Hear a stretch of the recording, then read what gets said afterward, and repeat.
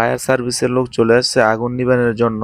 Fire রেস্কিউরা ভিতর থেকে আহত ব্যক্তিদের বাইর করতেছে। আসসালামু আলাইকুম এভরিওয়ান, আশা করি সবাই ভালো আছেন। আলহামদুলিল্লাহ, আমিও আপনাদের দয়ায় ভালো আছি। আজকের ভিডিওটি হচ্ছে একটি কোম্পানিতে যদি আগুন লাগে কি করতে হবে এটা নিয়ে বিস্তারিত। যদি কোনো কোম্পানিতে আগুন লাগে প্রথমে করণীয় হলো ফায়ার অ্যালার্ম বাজানো। ফায়ার অ্যালার্ম বাজানোর সাথে সাথে সকল শ্রমিক ভাই বোনেরা বাইর হয়ে যাবে। বাইর হয়ে এরকম বিশাল মাঠ থাকবে, মাঠের ভিতরে সবাই যার যার লাইনবদ্ধ হয়ে দাঁড়াবে। লাইনবদ্ধ হয়ে দাঁড়ালে কি হবে সেটা নিয়ে বিস্তারিত বলবো। এখন ফায়ার সার্ভিসকে ফোন করা হয়েছে যাতে তাদের টিম নিয়ে সাথে সাথে সবাই চলে আসবে। ফায়ার টিম আসলে তারা উদ্ধার কাজে নেমে যাবে, আগুন নিবানোর কাজে তারা।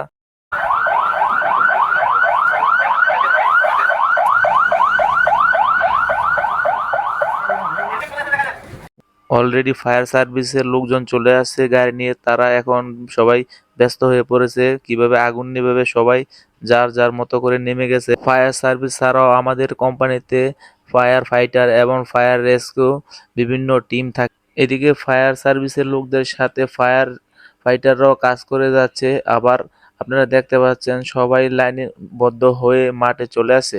মাঠে চলে আসার কারণটা হলো যদি কেউ ভিতরে আটকা পড়ে থাকে তাহলে বুঝতে পারবো কেউ ভিতরে আছে কিনা। যার যার লাইন লিডার সিলেক্ট করবে তার লাইনের লোক লাইনে আছে কিনা। যদি কেউ এখানে না থাকে তখন ফায়ার ফাইটার এবং বিভিন্ন যেই টিম সংগঠন আছে তারা ভিতরে গিয়ে তাল্লাশ করবে। সবাই যখন মাঠের ভিতরে আসবে, যদি মনে হয় এখানে একজন নেই, তখন ভিতরে গিয়ে তাকে খোঁজা হবে। তাকে খুঁজে বের করার পর যদি মনে হয় সে অসুস্থ এবং আহত আছে, তখন তাকে প্রাথমিক চিকিৎসা দেওয়ার জন্য প্রাথমিক চিকিৎসক এবং ফার্স্ট এডার আছে। তারা প্রথমে তাকে প্রাথমিক চিকিৎসা দিয়ে যদি মনে হয় না তাকে হসপিটালে পাঠানো উচিত, সাথে সাথে তাকে হসপিটাল পাঠানো হবে। ফায়ার সার্ভিসের লোকেরা উদ্ধার কাজ চালিয়ে এবং ফায়ার ফাইটাররা এবং ফায়ার রেস্কিউরা যেসব আহত ব্যক্তিদেরকে ভিতর থেকে বাইর করা হয়েছে এখন তাদেরকে হসপিটালে নিয়ে যাবে। আহত ব্যক্তিদের হসপিটাল নিয়ে যাওয়ার জন্য ফোন করা হয়েছে অ্যাম্বুলেন্সকে। অলরেডি অ্যাম্বুলেন্স চলে আসছে, সাথে সাথে তাদেরকে হসপিটাল নিয়ে যাওয়ার জন্য প্রস্তুত আছে ফায়ার সার্ভিসের লোক এবং ফায়ার ফাইটার এবং যারা প্রাথমিক চিকিৎসক আছে তারা তাদেরকে হসপিটালে পাঠিয়ে দিচ্ছে যাতে তারা পরিপূর্ণভাবে সুস্থ হয়ে আবারও ফিরতে পারে। আমাদের কোম্পানিতে প্রতি মাসে এরকম ট্রেনিং করানো হয়। এতে করে আমাদের অনেক উপকৃত হয়, যার ফলে আমরা অনেক কিছু শিখতে পারি এবং অনেক কিছু জানতে পারি। এরকম ফায়ার রেস্কিউ করলে প্রতিটি শ্রমিক বুঝতে পারে এবং তাদের নিজস্ব যে প্রাথমিক জ্ঞানগুলো অর্জন করে। এইভাবে তারা ট্রেনিং করলে তারা নিজস্বভাবে উপকৃত হয়।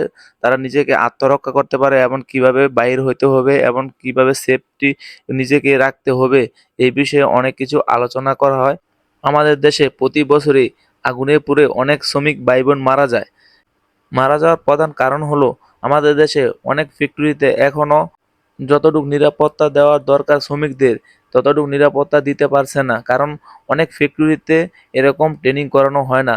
এই জন্য অনেক শ্রমিক ভাই বোন মারা যায়। আমরা প্রতি মাসে এরকম ট্রেনিং করে থাকি যাতে আমরা বিপদে থেকে নিজেদেরকে রক্ষা করতে পারি। এই আমাদের জন্য খুবই ভালো এবং উপকৃত হই আমরা সবাই।